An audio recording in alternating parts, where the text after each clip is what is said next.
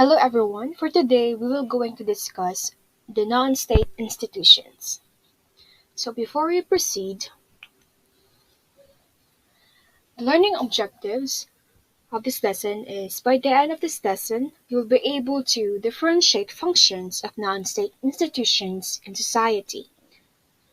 So let's first define what is non-state institutions. Non-state institutions are groups and organizations which operate outside the support of any state or government. Non-state institution, referred as stateless, operates independently of any state. They collaborate with government on projects. They focus on specific objectives and functions, and they develop services needed by society. So non-state institutions, for a smaller detail, a smaller explanation is, ang non-state institution is wala siya gina-govern or wala siya gina-control sa government. It operates independently of any state, and of course, sila ang nakipag-collaborate sa government o within any projects. Then, of course, they focus on specific objectives with different assume different functions, and also they develop the needs of the society. There are different non-state institutions that operate in society. The two of them are banks and corporations. Banks. We define bank as a financial institution licensed to provide several financial services to different type of customers. Banks are in operation mainly for the deposit and lending function. Customers are allowed to deposit their money to banks which grow through an interest rate. Banks also provide loans at a higher interest to customer at a higher interest rate. This process of taking deposit and lending them out is called financial intermediation. So as we all know, for today's generation, we used banks like BDO, Metrobank, or any institutions. So ang bank is isa na siya ka-licensed financial institution with different type of customers. One of the customers is kita, mga people in society, which is if natay sa kabangko, pwede ka mag-deposit dito kwarta, and then it has interest. So, meaning aning interest, mas dako imong kwarta, mas safety imong kwarta pag nasa bangko. Gamit siya for investment and businesses. So this process of taking deposit and lending them to customer is called financial intermediation. So the financial intermediation means ang bank nag-serve siya as connecting link between sa depositors and sa imong gihiraman og kwarta. So that the financial intermediation means. Banks act as a custodian of customers' money, which help guarantee the safety of each deposit. When people puts his money in a bank, the amount given is maintained in a deposit or savings account, which prevents the risk of theft and robbery. So if isa ka tao magbutang og money, of course money sa bangko para sa iyang savings or deposit sa iyang account, is ma-prevent siya sa pagpangawat, sa sige gasto, and then mas mo taas pa ang interest. So certain types of banks account also make it possible for customers to withdraw money as needed. So ma-withdraw lang nato ang atong kwarta na kailangan. So this ensures a more secured and transaction of funds. So this is more secured. Some secondary function of bank included money remittance, which make it easier to people to send money from one place to another. So this holds important especially for overseas Filipinos, so OFW nato, who provided financial assistance para sa family here in the Philippines. So most of banks nowadays also accept payments to house and other utilities such as electricity, mga bayado nun sa kuryente, water utility. So, this function of bank eases the transaction of its customer with utility company. So, mahimo nang masayon na ang mga transaction with if mo gitag bangko kay diretso naman dili na ka pwede mo agi face to face, online na. So, type of banks. A specific bank classified into two more bank types. Some of the most common type of banks is the retail bank. A retail bank is a type that focuses on consumers or the general public as its customers or one's personal bank account, like checking and savings account, are usually a retail bank. Retail bank can be considered to be most common and widespread of all the type of banks. So in today's generation, your mom, your dad has a bank account. So muna siya ang retail bank. Pwede nimo dira ibutang imuhang savings account or mag-deposit kag kwarta para matagan og interest imong money, para dili nimo magasto. Na siya. The second type of bank account is the commercial bank. Commercial bank also provides the same services as a retail bank. However, it focuses on businessmen and businessmen as its main customers. Commercial banks provide short-term loans for businessmen to be used for investment and purposes. So, ang commercial bank is same services lang siya sa retail bank. But, commercial bank focuses siya sa mga businesses and businessmen para ang mo na iyahang main customers. Commercial banks provide short-term loans for businesses to be used for investment purposes. So, as you can understand, ang commercial banks is naga-provide siya sa mga tao na naay mga businesses para ang ilahang kwarta is paggamit sa ilahang investment purposes. Investment banks. Investment banks is a type of banks that provide medium or long-term loans and deposits to business. So, ang investment banks kay are financial institution na nag-act as intermediaries between sa company and sa investors. Ang investment banks ang nag-assist sa companies in getting money from the investors through selling stocks and bonds. Also, nagatabang pud sila sa pag buying and selling companies, also sa pag-trade, and nagagive advice sa what to invest and also manage money for others. And the best example of the investment banks in the Philippines is the BDO Capital and Investment Corporation, Philippine Investment Management or the PINMA, and the AB Capital and Investment Corporation. So let's now proceed to the agricultural banks. And the agricultural banks is the type of bank which cater the farmers and offer loans for buying products, lands, and etc. So, agricultural bank is ang mga bangko nga nag-help sa farmers and farming industry which gave out loans sa mga farmers para sa ilang mga essential needs like seeds, fertilizer, and even land. And kaning nga loan can be short time for like a planting season and for a longer time like several years. And this is so important nga bangko sa Pilipinas because sila ang naga-make possible sa mga farmers to get the money they need to grow a crops and take care for their farm. And the best example of the agricultural bank sa Pilipinas is the Agricultural Bank in the Philippines and the Land Bank of the Philippines. So now let's proceed to the central banks. The central banks is the type of banks that the main financial institution supervises the monetary system, regulates other banks, and issue currency.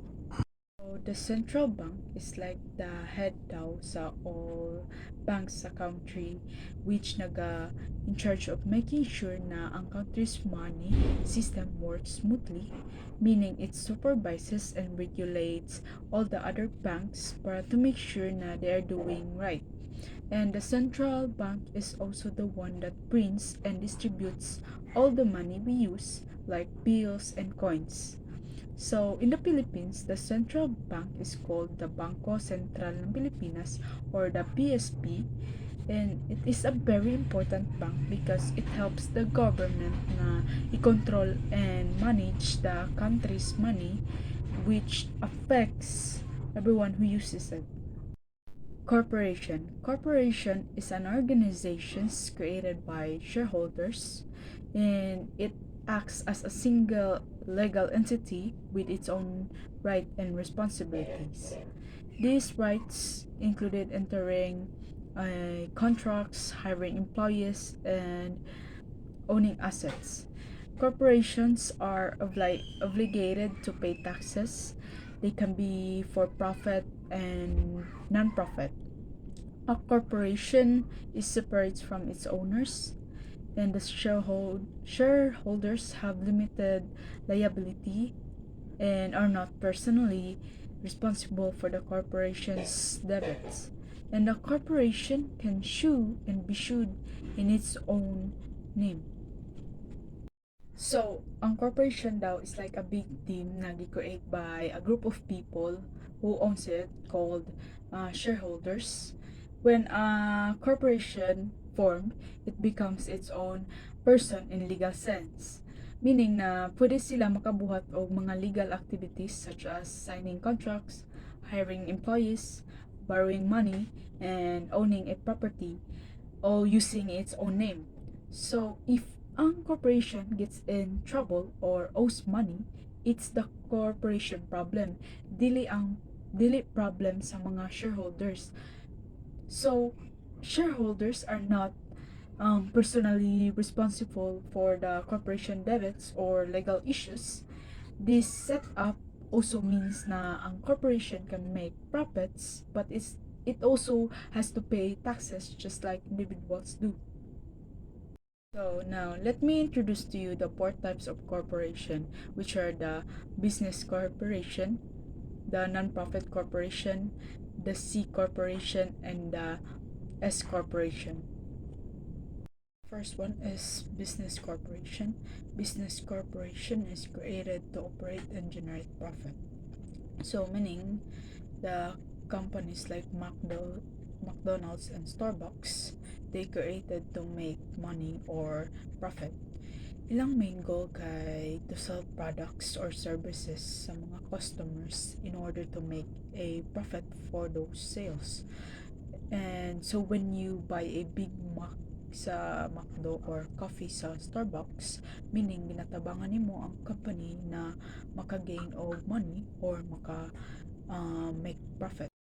So the second type of the corporation is the non-profit corporation, which established to serve the public and not to gain profits.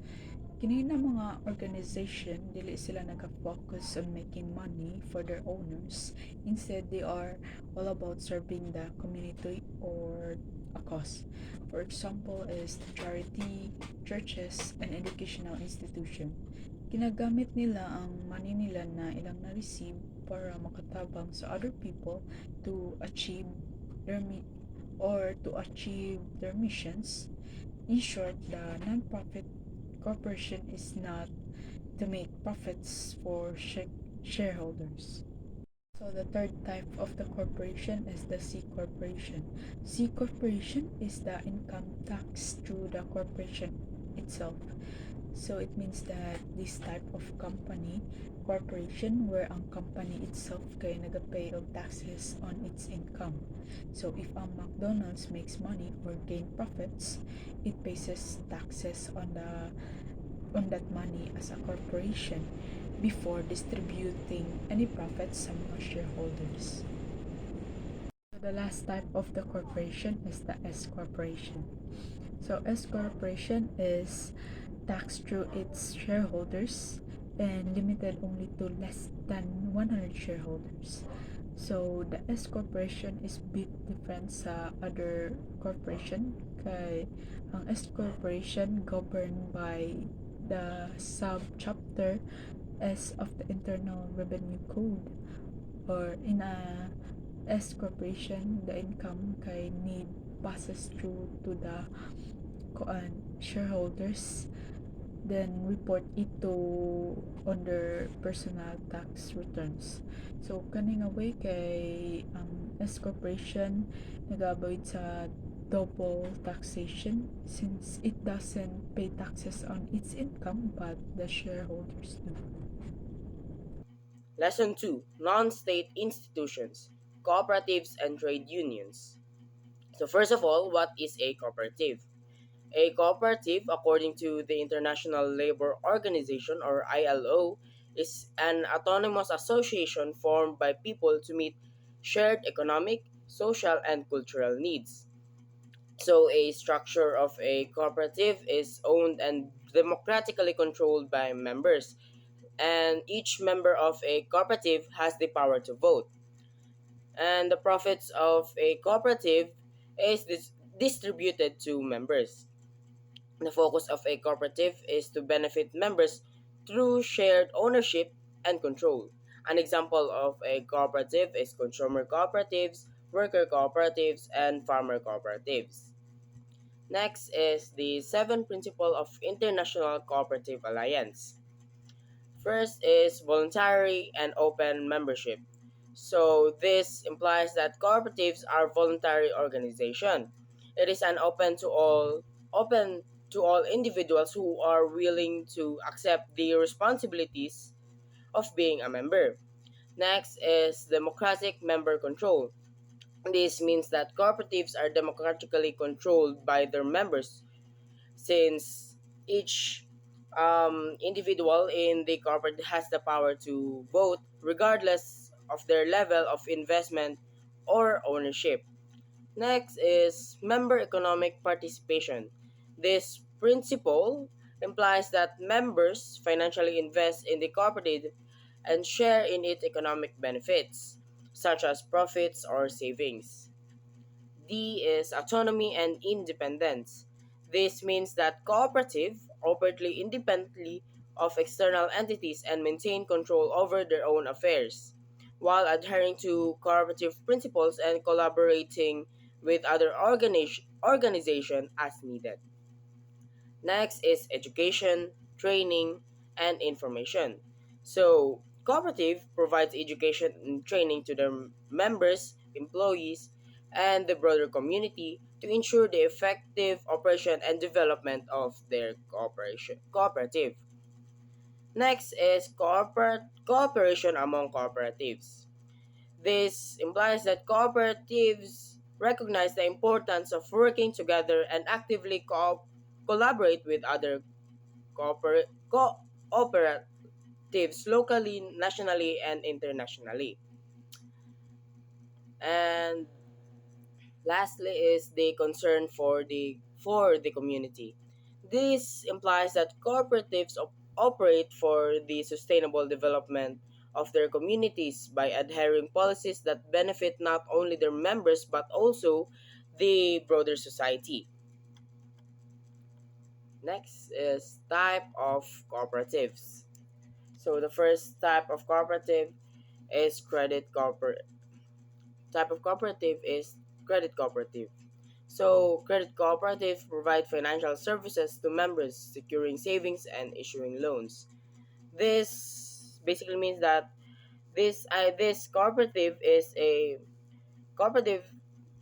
These are financial cooperatives, often called as credit unions, where members pool their savings to provide funds for loans and other financial service to fellow members. Next is producer cooperatives. These provide financial services to members, securing savings and issuing loans. So the members of producer cooperatives collaborate to collectively market and sell their products or services, which helps them gain better bargaining power in the marketplace and access shared resources. Next is consumer cooperatives. So the members of this type of cooperatives join together to purchase goods and services, often at fair prices and with an emphasis on the quality and sustainability of the product. Agricultural cooperatives. It combines function of different cooperatives. So this cooperative is a subtype of producer cooperative. It assists individuals in the production sector, whether in agriculture or industry, and it specifically aid producers or farmers. Its functions is to help farmers in marketing their crops effectively and also assist in purchasing necessary supplies required for further production. The next one is the service cooperatives. It creates employment opportunities and benefits for workers in service oriented jobs. This concentrate on helping workers in service oriented occupations such as the healthcare, the transportation, and the labor. And the benefits that the members could get is that they create employment opportunities for workers and they provide other benefits for the members. And lastly is the multi-purpose cooperatives. It obtain and distribute products or commodities to members and non-members. Its function is that it undertake two or more functions from different cooperative types. And its example is that a multi-purpose cooperative could act as a consumer cooperative, establishing a supermarket, and it could provide financial services functioning like a credit cooperative. Let's proceed to trade union. The purpose of trade union is to protect and improve workers' interests in the workplace. Its members are the workers or employees from related fields. Its function is to represent workers' interests to management, negotiate terms of employment through collective bargaining, and enforce agreed upon terms of employment. It also supports individual employees with grievances, and its benefits amplifies workers' voices in negotiations and provide a platform for collective action. So let's first define what is trade union. Trade union is also called as the labor union. It is an organization composed of workers and employees from related fields. It primarily its primary purpose, its primary purpose is to represent the interests and rights of its members, both within the workplace and in society. And trade unions recognize the individual workers that have the capacity to demand better conditions from their employers. But they believe that a collective unity of several employees is more powerful tool for advancing these interests. With its purpose, the universal human right is to organize and form associations that protect workers' rights and find embodiments in trade unions. Also, it aims to protect and improve workers' interests in its workplace, and it serves as the voice for workers, bridging the gap between the employers and the employee. The members of this trade union are the workers and the employees who join together voluntarily, and these members came from related fields and share common interests. It has four functions. It is with the collective bargaining, understanding workers' demands, enforcement of agreements, and support for individual employees. For the collective bargaining, the trade unions engage in collective bargaining by negotiating with employers to arrive at agreements on terms and conditions of employment. With understanding workers' demands, the trade unions act as a representative of workers, understanding their demands and complaints and raising these issues to the employers. With the enforcement of agreements, once terms of employment are agreed upon through collective bargaining, trade unions ensure that these terms are enforced. And lastly, for the support of the individual employers, trade unions can back up and support individual employees in their personal grievances. And lastly, with the benefits, trade unions work to improve various issues including wage advancement, creating a good working environment and securing rewards and benefits for the workers. And it play a crucial role in advocating for better conditions and ensuring fair treatments. So there are four types of trade union. The first one is the general union. It represents workers across various jobs, skills, industries, and companies. The examples are union for drivers, janitors, and office workers. So the purpose of the general union is to advocate for the collective interests and rights of its diverse membership base. This can include issues related to wages, benefits, working conditions, and working policies that affect workers across different industries. And also, and on um, it focuses on addressing common challenges faced by workers, irrespective of their specific role or industries. They may also engage in broader social and political advocacy beyond workplace issues. The next one is the industrial union. It represents workers within a specific industry, regardless of their job level or position. The examples are union for all mining industry employees. So the industrial union focuses the on addressing the industry specific issues and concerns. This could include negotiating wages, benefits, and working conditions that are pertinent to the particular industry in which members are employed. Also, it often have a narrower scope compared to general unions. It focuses on it focuses specifically on the needs and challenges faced by workers within a particular industry. They may also collaborate with other unions or organizations to address broader issues that impact the industry as a whole. The next one is the craft union. It represents skilled workers performing the same job across different industries. Its example is the union for carpenters. So the primary function of the craft union is to advocate for the right and interests of its skilled professional members. This can involve negotiating for better wages, working conditions, benefits, and professional development opportunities. It often prioritizes maintaining the quality of workmanship within their respective trades, ensuring that the members receive fair compensation and recognition for their specified skills. And lastly, the white collar union. It represents the professionals with similar jobs across different industries, and its example is the union for teachers and professors. Um, the primary role of white collar union is to improve working conditions, benefits, and professional standards for its members. This can include advocating for fair salaries, reasonable work hours, job security, and opportunities for career development.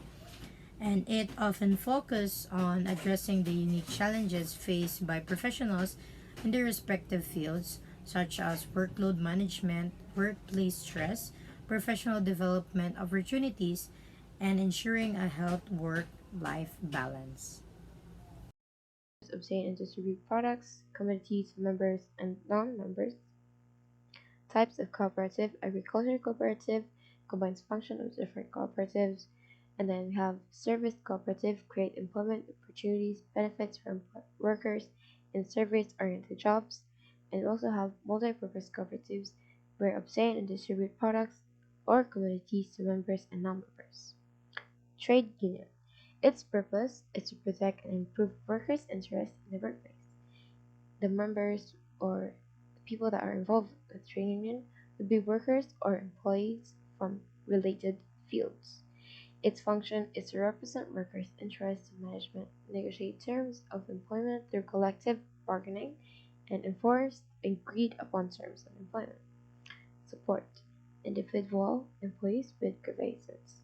And basically, the trade union is functions is trade union's function is to negotiate employment through collective bargaining, which means that they could either negotiate their um work workplace, work environment, time, work time, or they could negotiate their salary to the higher ups. And this is, and also in the second part it says enforce agreed upon terms of employment. So it means that um this could be like like through negotiation they can agree, the employees and the employer can agree on something. And then its benefits is amplifies workers' voices and negotiation. So as I said, through negotiating, the employee and the employer can both benefit through um, mutual confirmation, and it provides a platform for collective action. So through negotiation, like the employees' voices will be heard, and their concerns will be addressed as well. So type of trade union. We have general union where represents workers across various jobs, skills, and industries and companies. So there will be a person that would um, basically like represent everyone, including drivers, janitors, office workers. So general union, like one would represent all industries or fields. Industrial union represents workers within a specific industry, regardless of job level or position. So, example of that is union for all mining industry employees. We have types of trade union. Craft union represents skilled workers. So, same job, but same field, however, different industries, such as union for carpenters. And there's also union for painters. White collar union represents professionals with similar jobs across different industries. So example for that is union for teachers and professors. It could also be union for nurses and doctors. So, lesson 3, non-state institutions, transnational advocacy groups. So, this will be discussed by me and Christopher Allen. So, transnational advocacy groups. So, let us first define it. It is a collection of individuals or groups from different nations. So, an transnational advocacy group is a composed of individuals nga gikan from different nations. Transnational denotes something that goes beyond one's national borders. So, transnational means going beyond the limits daw on one's national borders. Advocacy can be defined as issues or causes that are being defended or supported by a certain group of people known as advocates. So, ang advocacy, it is an idea or a cause or an issue nga ginasuportaan siya sa mga advocates, which is ang tao nga nagasuporta ato nga idea. Like for example, human right advocates. So, sila tong mga tao nga gasuporta sa human rights. So, ang characteristics sa transnational advocacy groups, it is a fluid and open relationships between members united by shared commitment to issue across multiple countries. So, ang characteristics sa transnational advocacy groups is open sila sa maski kinsa as long as same kag stand ay same mug idea sa kaning mga transnational advocacy groups. Network structure, loosely organized and connected of web of weak social ties among members. So, di kay sila close with each other, but they share the same idea and murag gina-approve nila sa gobyerno kung unsa jud dapat buhaton.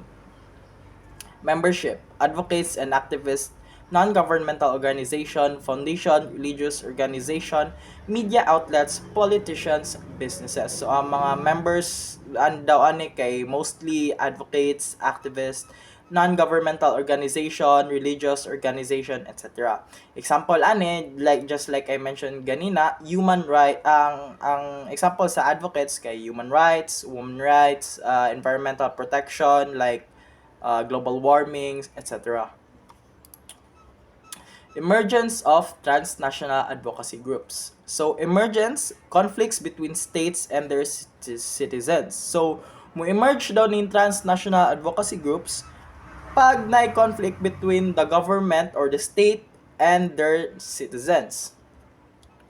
Ang structure ani kay network of interconnected factors focused on transnational issues. So ang structure daw ani kanito mga tao nga na ay gusto mga tao or group of individuals na gusto i-prove sa gobyerno nga dapat na bag-ohon ang gobyerno. So domestic groups target national governments for change. So muni sila tong mga advocates na gusto og change sa gobyerno kay murag feel nila nay gina-invalidate ang gobyerno sa citizens nila. International groups support domestic groups and amplify their demands. So kani sila ang international groups, kani sila tong mga tao nga gasuporta sa domestic groups kung tayo kailangan og funding ang domestic groups, ang international groups ang gasuporta sila ha. Boomerang pattern of influence. Domestic groups seek international allies when governments are unresponsive. So kaning boomerang pattern of influence kay mo tong mention ako ganina kay kung dili ga response ang gobyerno sa ilaha, then katong domestic groups mga sila funding silahang sa international groups. Example ane, Philippine human rights groups seeking international support. So katong mga Filipino nga nagalaban sa human rights, then kung dili ga response ang gobyerno sila ga pangayo sila suporta sa mga international groups like international ay ga suporta pod sa human rights kung tayo katong mga advocates sa USA nga gasuporta pog human rights, mangayo to mga Philippine human rights advocates sa katong international groups para silang funding, etc. And the next slide will be discussed by Chris Allen. For this diagram, this explains the IAGS response and influence state behaviors, and the AGS seeks help. Internal advocacy groups, the IAG, and the government and their conflict on state members, and domestic advocacy groups, that is the AG. Functions: develop campaigns for causes, issues, and values, advocate for policy change to improve people's lives. Strategies by KEK and SIKINK. Information politics: produce and share accurate information to persuade and motivate action. Example: campaign communication strategies. Symbolic politics: use symbols and stories, highlight issues, connect event to specific causes.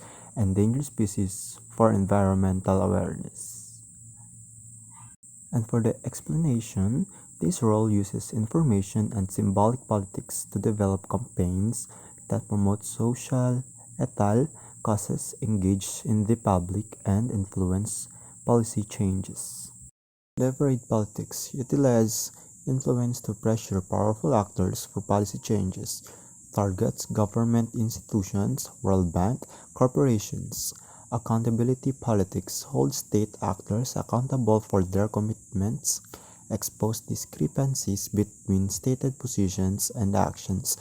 Example: highlighting an action from a senator who supports indigenous rights.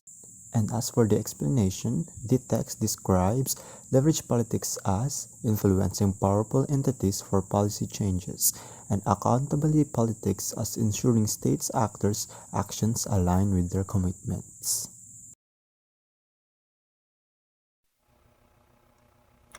Another kind of non-state institution are development agencies. They were established after World War II to address war-related crises such as starvation and food scarcity. They were created with the purpose of supporting economic growth and the social progress of a state. They can either be local or international, varying in size, scale, and function. They can have a focus that is more specific, such as economic growth or education, or have a broader scope, such as economic growth and social progress. They are primarily located in developing countries, but also in developed countries for continued progress. Their activities include implementing projects contributing to development, they collaborate with other organizations and corporations, and they work directly or indirectly with local or national governments. They may be formed by either the public sector or the government, or the private sector through donors and private institutions, or both. They are non-profit by nature but may resemble businesses due to tasks and structure, such as them financing investments and creating jobs. The strategic roles that a development agency may fill are that they may coordinate with local actors and international donors, monitor the local economy, and plan for economic and local development. One of the biggest development agencies is the Organization for Economic Cooperation and Development, which is primarily stationed in France. The assets, investments, and overall capabilities of a development agency are as follows. They may manage land and property, fund and invest in local projects, generate income for development, provide grants or donations, promote innovation and employment, develop workforce skills, create jobs, and support small and medium businesses. A promotional role of the development agencies are that they may attract foreign investment and manage development projects. They may also offer technical assistance to local organizations and share good practices and models. Lesson 5: Non State Institutions, International Organizations. So, international organization is institution established by three plus states to promote cooperation, voluntarily members, formal agreements. So, its members are national states or governments, and its key feature is membership solely composed of states, granting the organization some authority. So, focus diverse agendas based on members' interests economic, humanitarian, environmental. So, one example of this is the UN, the United Nations. Its members are countries all over the world, including the Philippines, and their mission is to create a peaceful unity between different countries all over the world and to have cooperation between the members. So, types intergovernmental organization IGO, most common type. Member states retain supreme power. Decision require agreement from all members, one vote per state. Decisions not always enforceable. Example: United Nations with 193 members as of 2017. Supranational organization, which is rare, where states surrender some sovereignty to the organization, can enforce decisions on members, such as European Union, with supranational control over economic or social policy, immigration, education. So membership remains voluntarily. And then EU is composed of European countries such as Italy, um, big nations in Europe. The significance of international organization is connections, facilitate communication and collaboration between countries, norms and laws, establish international laws, norms, and ideas to guide member states. So, regulation and management help regulate and manage member states' actions and global issues, address cross-border issues, and hold states accountable. Development pursue various development agenda to improve people's life. So connection.